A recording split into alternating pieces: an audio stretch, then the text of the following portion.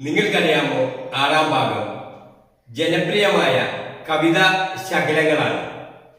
അവ ആരെഴുതിയതാണെന്ന് പറയാമോ? മരണമെത്തുന്ന നേരത്ത് നീ എൻ്റെ അരികിൽ ഇത്തിരി നേരം ഇരിക്കണേ. ആരുടേതാണ് ഈ വരികൾ? റഫീഖ് അഹമ്മദ്. ഭൂമിക്കടിയിൽ വേരുകൾ കൊണ്ട് കെട്ടിപ്പിടിക്കുന്നു, ഇലകൾ തമ്മിൽ തൊടുമെന്ന് പേടിച്ച് അകത്തിനാം നട്ട മരങ്ങൾ. ആരുടേതാണ് ഈ വരികൾ? വീരാൻകുട്ടി. ചോര വീണ മണ്ണിൽ നിന്നുയർന്നു വന്ന പൂമരം ചേതനയിൽ നൂറു നൂറു പൂക്കളായി പൊലിക്കവേ. ഈ വരികൾ ആരുടേതാണ്? അനിൽ പനച്ചൂരാൻ.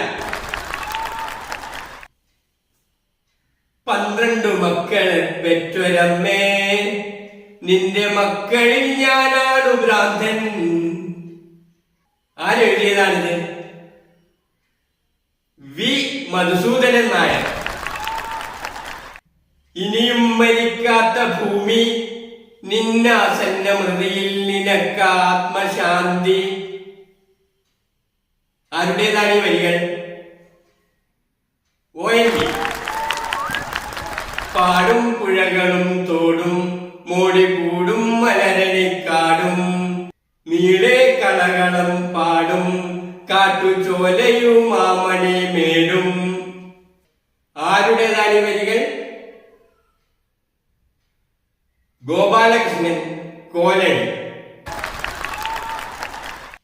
ചോര തുടിക്കും ചെറുകയ്യുകളെ പേറുക വന്നീ പന്തങ്ങൾ. ആരാണ് എഴുതിയത്? വൈലോപ്പിള്ളി.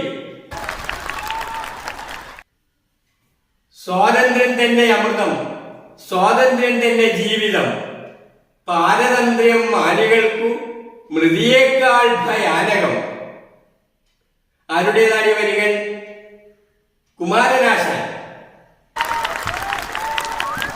മറ്റുള്ള ഭാഷകൾ കേവലം ധാത്രിമാർ, മർത്യനു പെറ്റമ്മ തൻ ഭാഷതാൻ. ആരുടേതാണ് കവിത? വള്ളത്തോൾ.